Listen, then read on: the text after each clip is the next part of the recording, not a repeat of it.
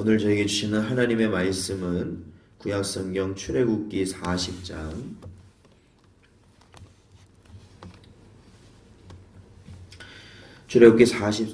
34절부터 38절까지 말씀입니다.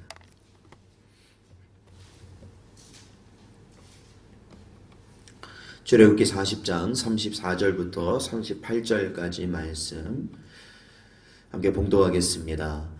구름이 회막에 덮이고 여호와의 영광이 성막에 충만하매 모세가 회막에 들어갈 수 없었으니 이는 구름이 회막 위에 덮이고 여호와의 영광이 성막에 충만함이었으며 구름이 성막 위에서 떠오를 때에는 이스라엘 자손이 그 모든 행진하는 길에 앞으로 나아갔고 구름이 떠오르지 않을 때에는 떠오르는 날까지 나아가지 아니하였으며 낮에는 여호와의 구름이 성막 위에 있고 밤에는 불이 그 구름 가운데에 있음을 이스라엘의 온 족속이 그 모든 행진하는 길에서 그들의 눈으로 보았더라. 아멘. 기도하겠습니다. 하나님 아버지 감사합니다. 오늘도 저희들이 귀하고 복된 주일을 우리가 보내고 월요일 이 한 주의 또한 시작하는 날을 하나님 주님 앞에 나와 예배로 시작할 수 있고 기도함으로 나아갈 수 있게 하시니 감사를 드립니다. 이 한 시간에도 하나님이 우리와 함께 하시며 언제나 그 하나님의 인도하심을 받아 우리들이 살아가며 또한 그 하나님이 주신 능력으로 말미암아 저희들이 이 모든 일들을 감당할 수 있음을 아버지 하나님 이 시간에도 깨닫게 하시고 말씀을 통해 주시는 하나님을 온전히 깨달아 이 땅에 살아가는 모든 순간순간마다 참 하나님을 저희들이 바라고 소망하며 동행하는 복된 성도들 되게 하여 주시옵소서. 간절히 바라오며 예수님의 이름으로 기도하옵나이다. 아멘.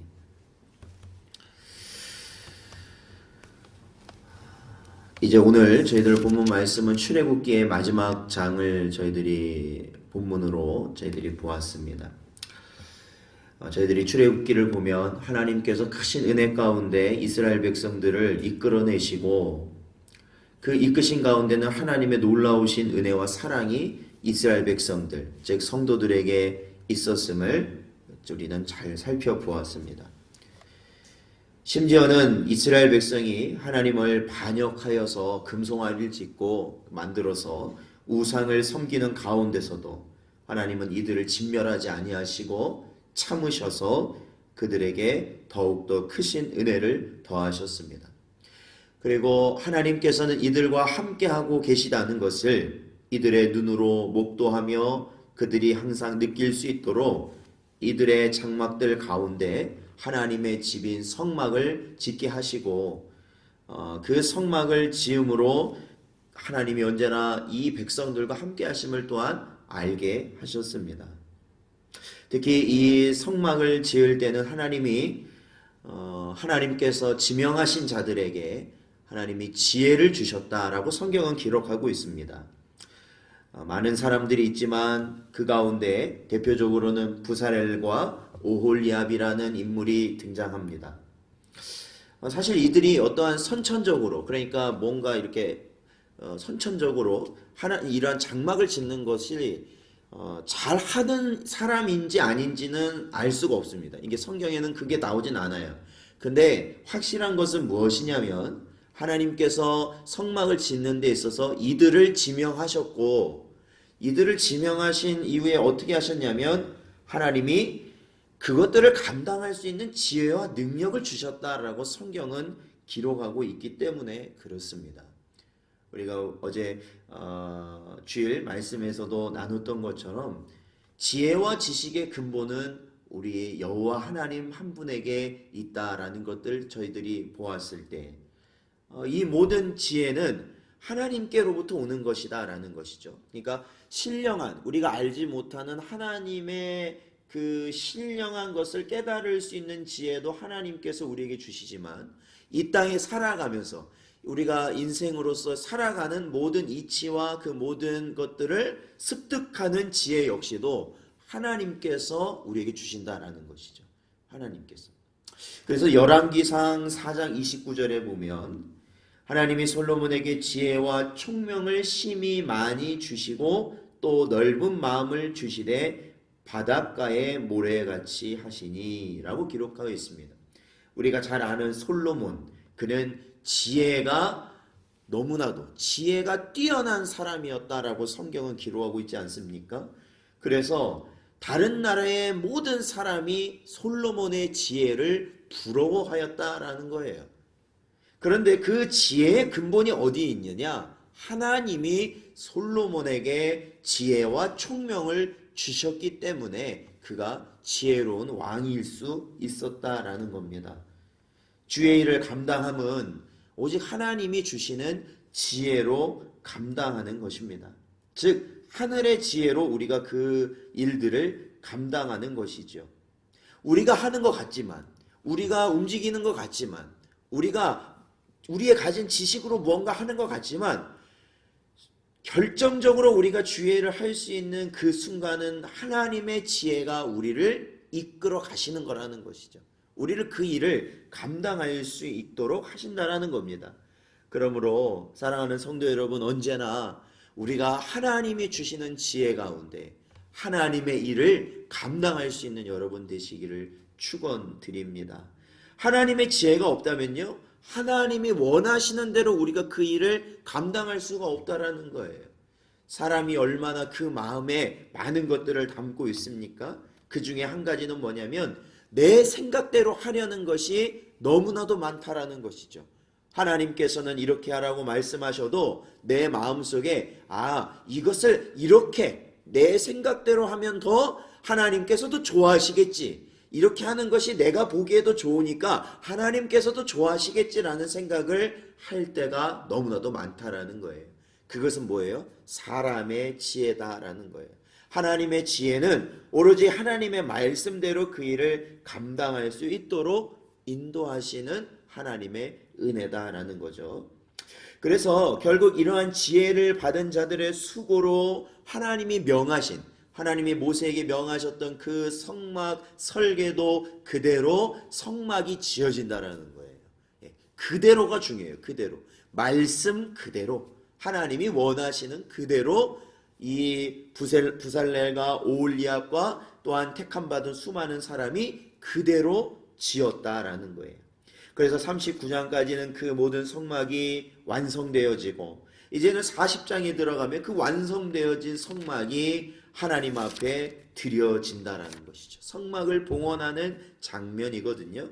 근데 오늘 본문 말씀에 보면요, 이 봉헌, 즉 드려진 이 성막에 하나님의 영광이 충만하였다라고 오늘 34절 말씀은 기록하고 있습니다. 즉 하나님이 이 땅에 지으신 그 집, 그 성막에 임재하셨다라는 거예요. 임하셨다라는 겁니다. 하나님이 오셨다라는 거예요. 하나님이 오셨다. 그런데 이 오실 수 있었던 그 이유는 바로 이 드려진 이 성막이 거룩한 곳이다라는 겁니다. 그러니까 이 거룩이라는 의미를 언제나 우리들이 생각해야 될 건 그거예요. 하나님의 말씀대로 되어진 것이 거룩한 겁니다. 쉽게 말하면 하나님의 말씀대로 지어진 곳이 거룩한 곳입니다. 하나님의 말씀대로 이루어지는 것이 거룩한 곳입니다. 그렇다면은 성경에서는 우리 한 사람 한 사람을 뭐라고 말하냐면 성전이라고 그러잖아요. 성전. 그렇죠. 우리는 신령한 성전이라고 그럽니다. 그래서 우리 안에 누가 거하시냐면 하나님이 거하신다고 그럽니다.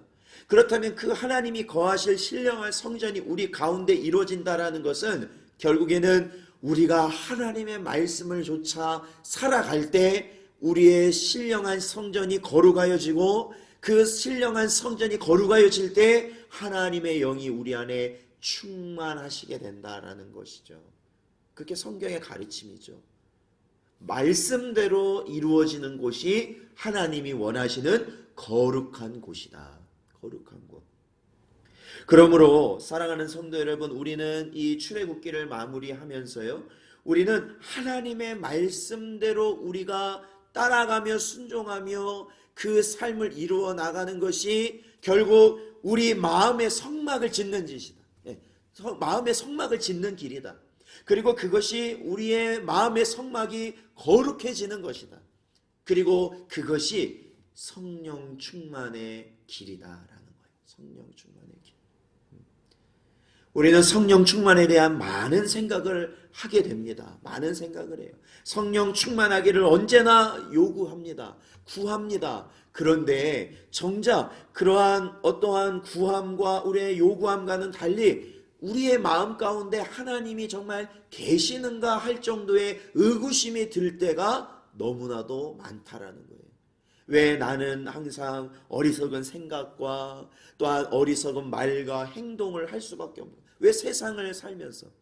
근데 거기에 대해서 우리가 조금 더 시각을 달리해서 보면 결국은 내가 하나님 말씀에 순종하지 않는 겁니다.